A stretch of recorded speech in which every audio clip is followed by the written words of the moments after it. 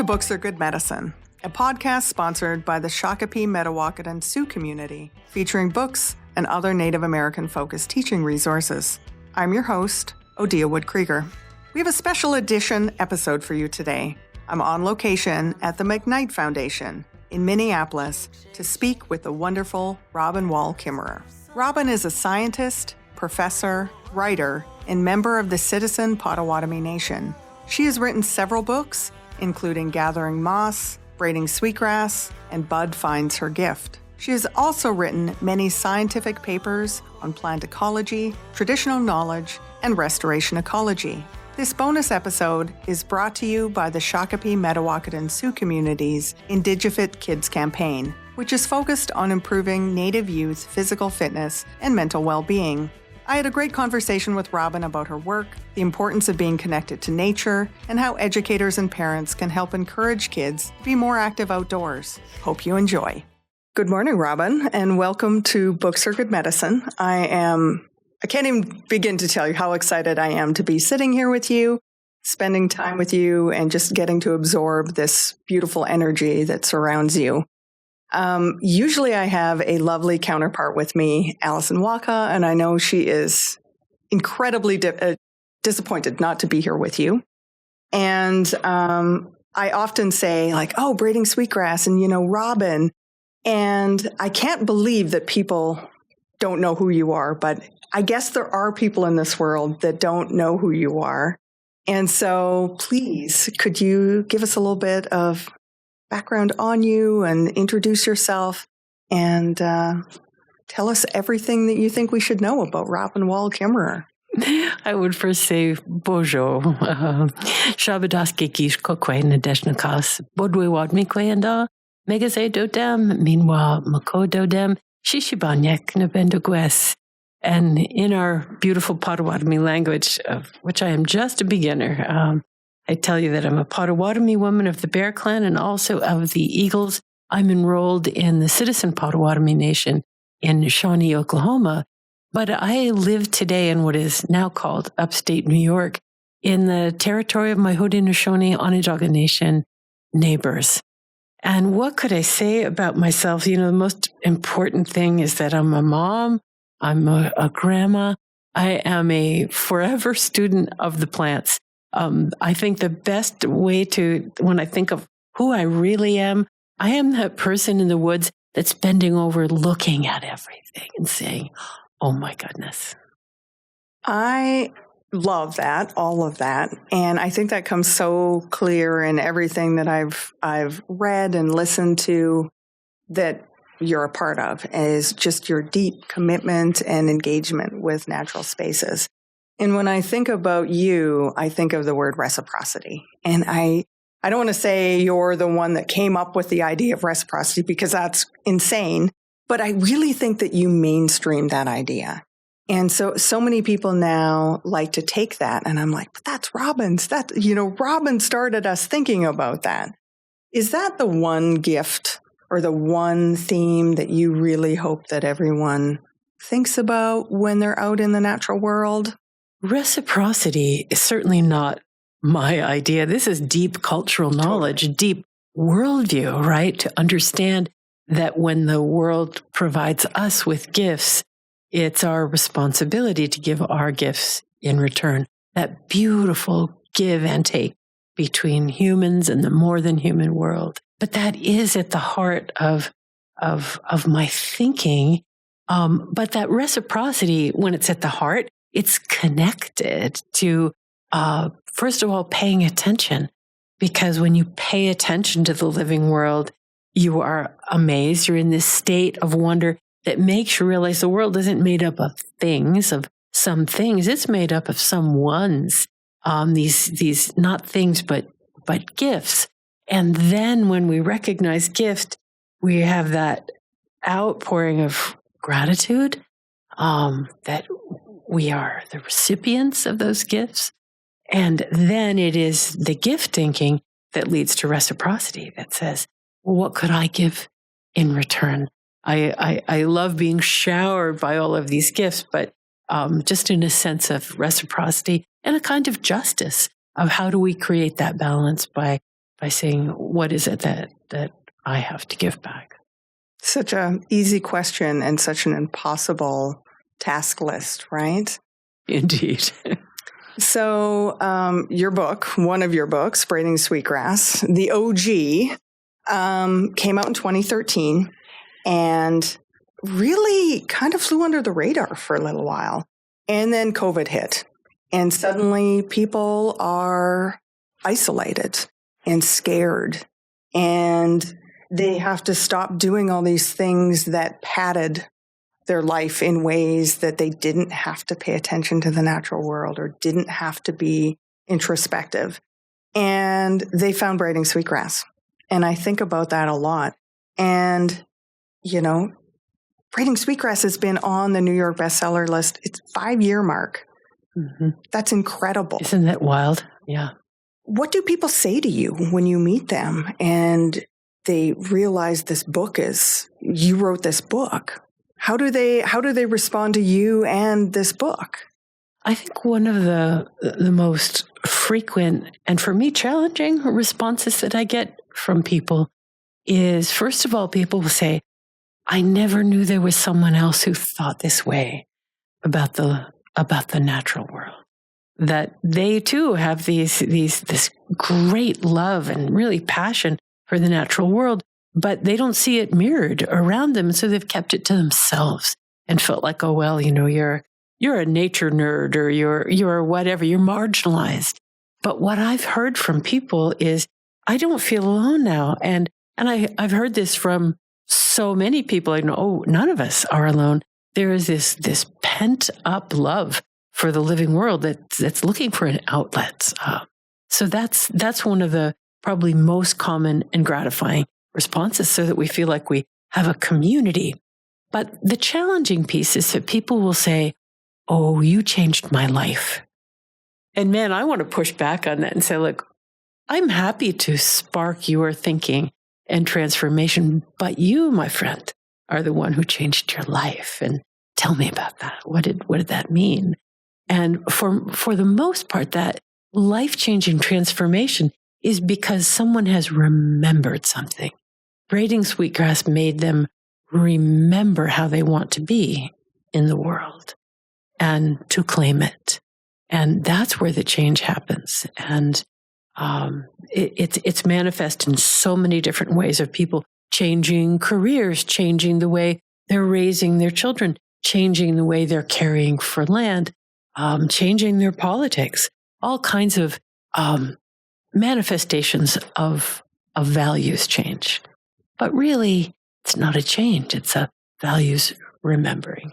It's a beautiful way to think of it, because I think a lot of folks, we like to flog ourselves, right? Like, oh, I shoulda, coulda, woulda, all these things. And this idea of remembering, right? When given the opportunity, the body and the spirit will remember. It gives us grace. Mm-hmm. And it's one of the many things that I think about or feel when I read Braiding Sweetgrass is that we have the capacity to do better, and we should do better.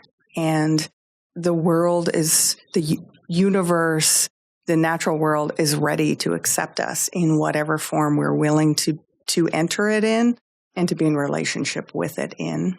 And I love the sense of, well, as you just used the word, that word of grace, of remembering that we don't have to buy into this story that we are immersed in, that human beings are bad for nature, that all we do is consume and extract and destroy. This remembering is like a remembering of kinship, that we could be good for our relatives. We could be good for the land, and that we don't really have to reinvent that way of being, because it's deep in Indigenous cultures.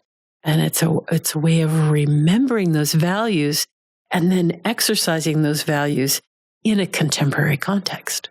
So I used to, one of my first grad school experiences, I was at Wolfridge Environmental Learning Center on the North Shore of Minnesota, and I was a graduate student naturalist. And so we used to teach these 50-some courses to kids, natural history, adventure education, things like that. And I always say that it's easy to get people to care about really pretty places, right? Like we all love national parks. We all love, refuges and gorges and canyons.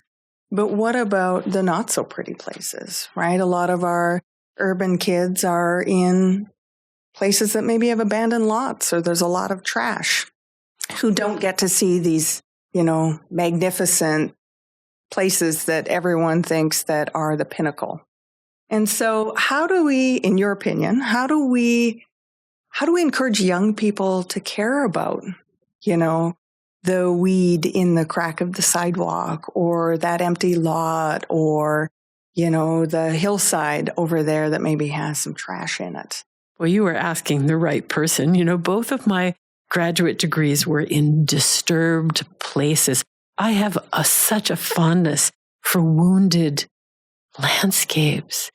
They're beautiful in their own way because of I think of it as the force of personality of those plants and animals who can live there, who have a very clear purpose. They are healing that place. They are resistors. They are resilient. They're creative. And because those landscapes are so stressed, the stories of those healing plants and animals are so much more visible. You can see the work that they're doing. And so I cherish those places. And this myth that we have to go to a national park to engage with nature is simply not true. We are nature. The beings with whom we share our neighborhoods are nature. And so coming to know songbirds in your park and the mosses that live on the statues, and those brave plants that are on the edges of parking lots that are medicine, and they're medicine for people as well as medicine for the land. I suppose this comes with the bias that the more you look at anything, the more attention you lavish on them, the more beautiful they become. So that, I think, is the trick, is in these hard places, pay attention just as hard as you can, and you will be just as amazed as if you were at the Grand Canyon. I love that, because I look around, as folks may remember, I've been working in education for decades now, and there are just so many young people that just feel lost these days, either too much screen time or too much time inside, but they just feel this grief that maybe they don't understand. And one of the elders I work with, Hope Flanagan, she talks about, this climate, how the climate changes and that the animals are suffering and the plants are suffering, and that we may not understand that we are picking that up, but we are sharing in that grief and that sadness and that confusion.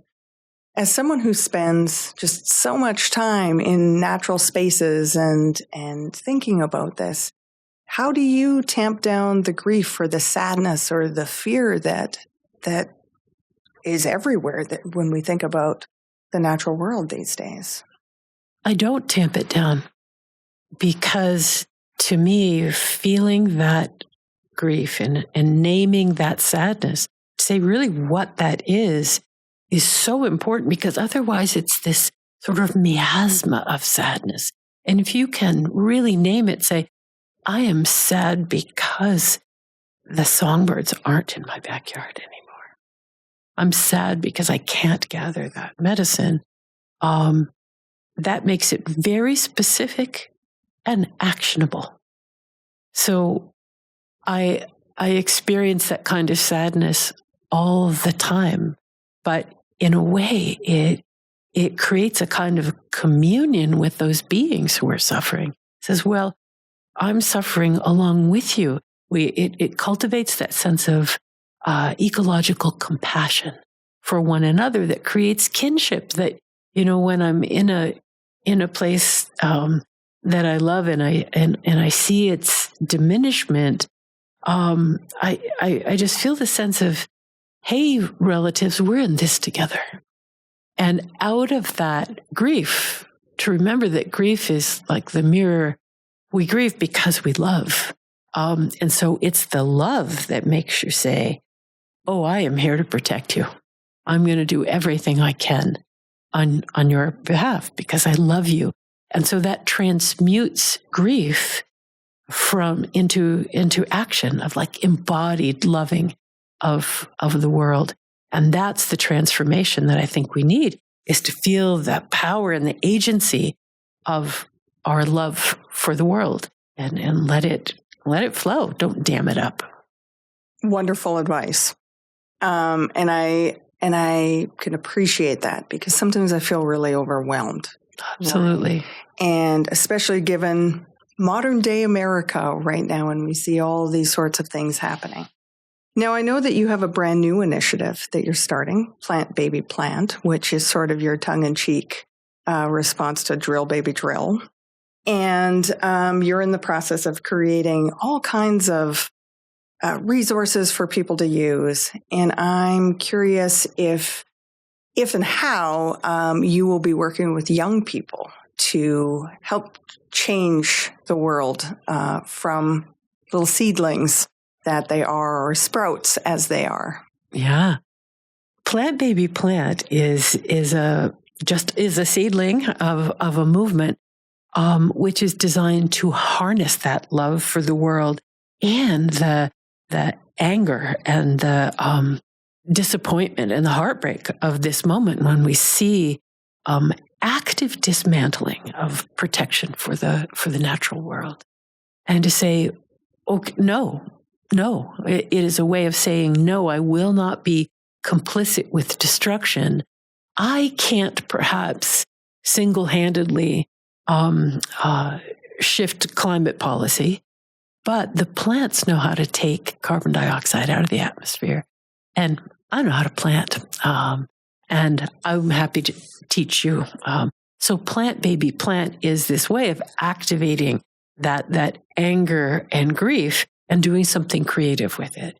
That's doing something creative together, because these politics of division and diminishment are meant to isolate us from each other, to isolate us from our core values. But we reaffirm each other and joyfully go out and say, we are going to plant a community garden. We're going to restore this degraded landscape with native species and nurture it back to health. This is what we do as citizens of the earth. It's like a reclaiming of our gifts and responsibility that I think are medicine for the anguish of our times. So how do you envision young people being part of that? Is this, are they the gardeners? Are they learning from what they make? What is your dream for the young people? For young people, well, I think about particularly schoolyards and schoolyard gardens, school forests, places where pollinators and urban or non-urban beings can have a place where kids and their communities can lead the way in creating living landscapes. And it's so appropriate that those are at school, because I don't need to tell you everything that you learn when you plant a garden, when you plant a tree mindfully, the right tree in the right place and the right relationship to those places. And I think we also know the power of kids to influence the communities around them. When your child comes home and says, lawns are harming the environment, and why don't we have a flower meadow?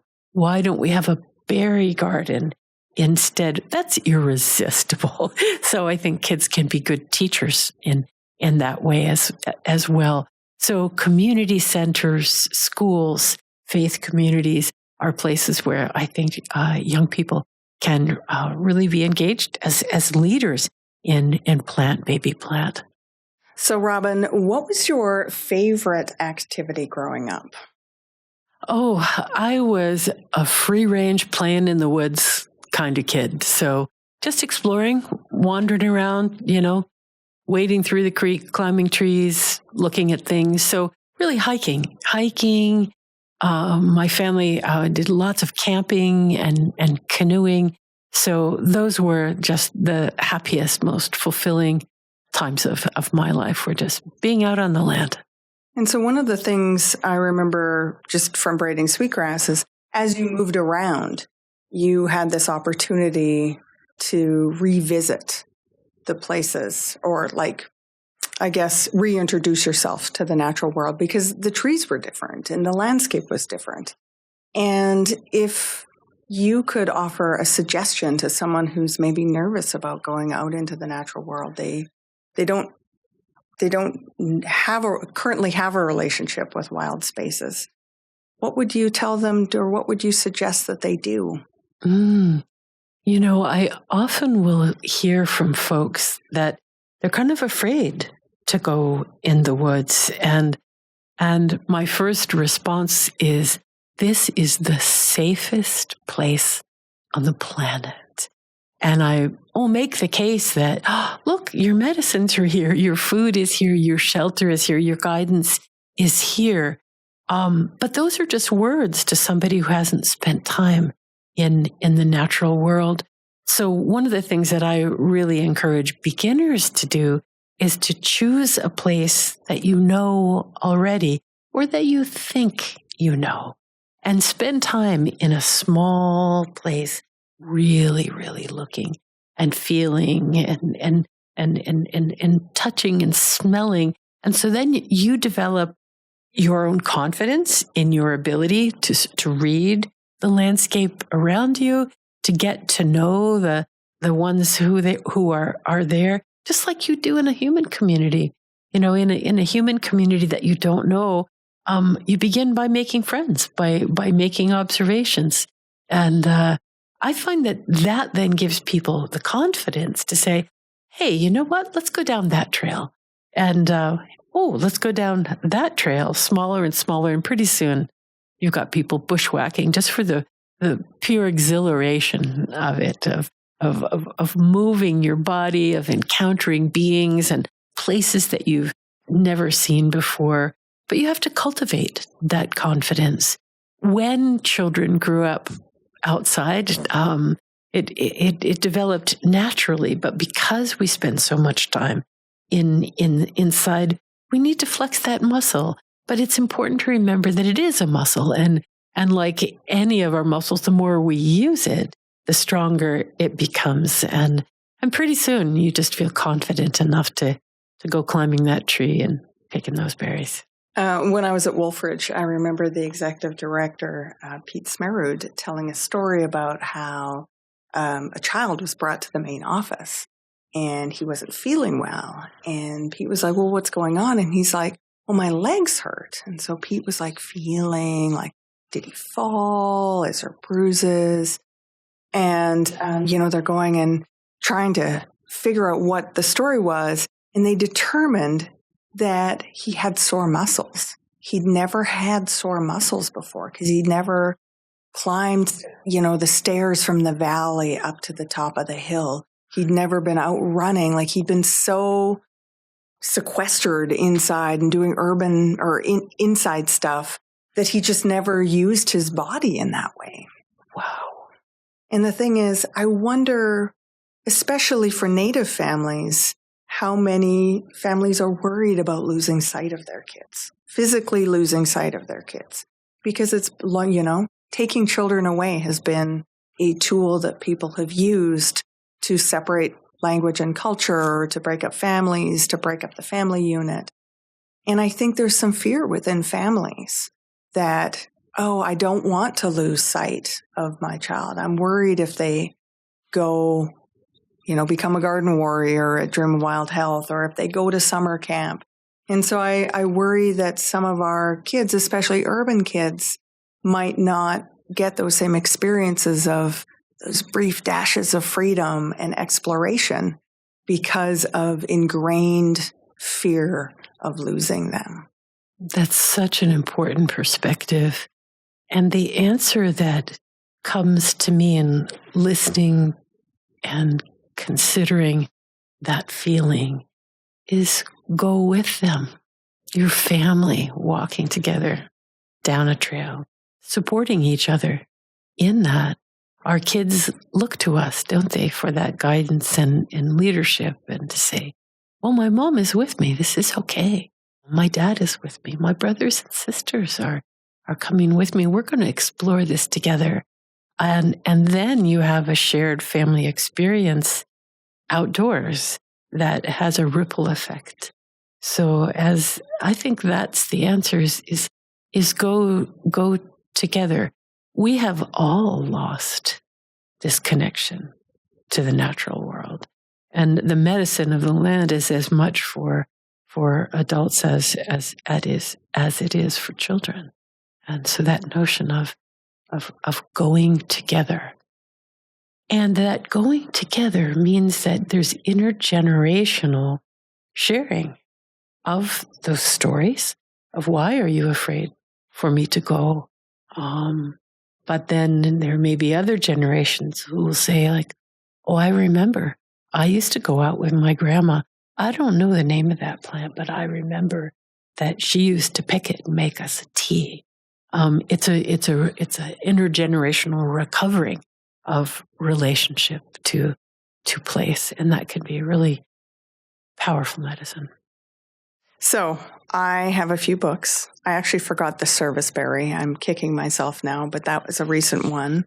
And then, of course, Gathering Moss, which I remember when I first heard about Gathering Moss, someone was like, can you believe someone wrote an entire book about moss? And then the next thing they would say is, it's incredible. So they would always say that. But you have a brand new book out, which is for children or classrooms. I love using picture books all the way up into high school. But Bud Finds Her Gift. Could you tell us a little bit about where this idea came from or what you hope people take away from it? The idea for this book is really rooted in a lot of things that we've been talking about, about our increasing separation from nature and all the benefits of being engaged with the living world, and that sense of powerlessness that children often have. So the story is of a young girl who discovers the gifts of nature with the guidance of her Nukmas. And they live in the city, but they go out into the natural environment around them. And Bud is very good at noticing. And so she begins to notice the natural world. And her grandma reminds her that all of this is a gift.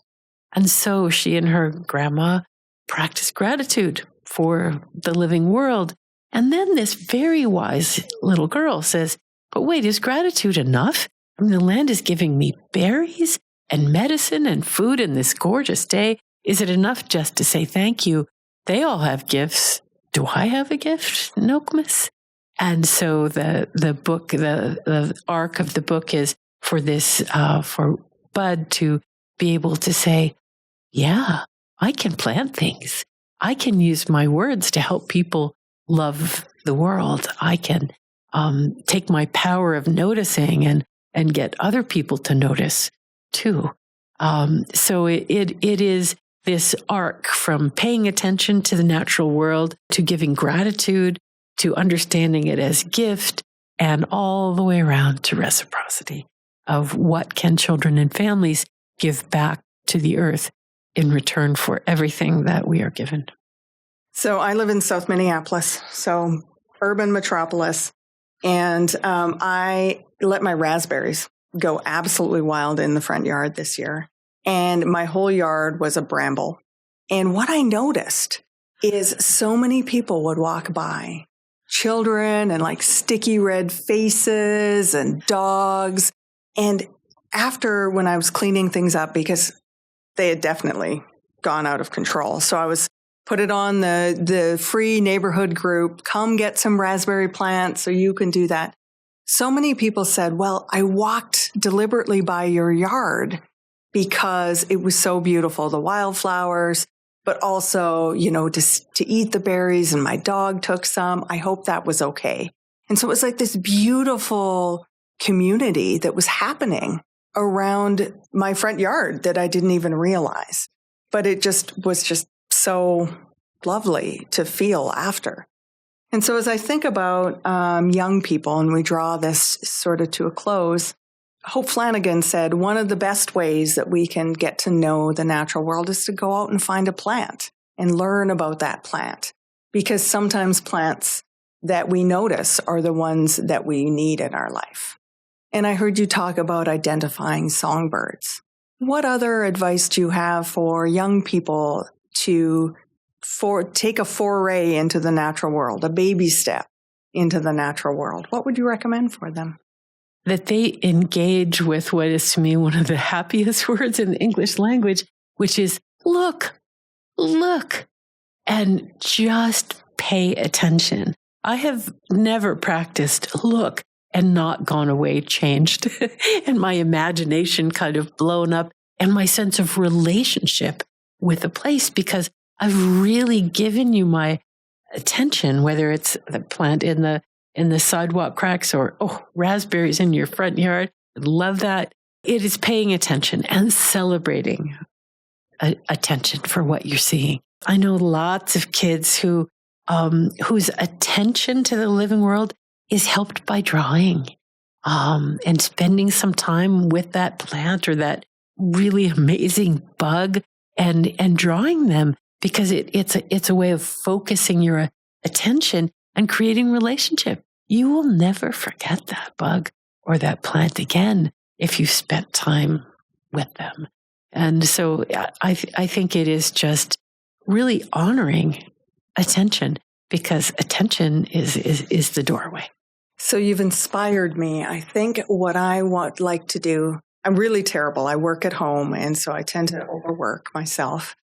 But I am now committed to walking several block loop every single day to see what's changed and what I notice. And I hear from so many people that they always want to see something new, right? And we forget to revisit places that we know well or that we've gone to before. And maybe that's something we can encourage all people to do, is go out and look and pay attention to what's changed. Use your body, use your mind, use your eyes. Meet your neighbors.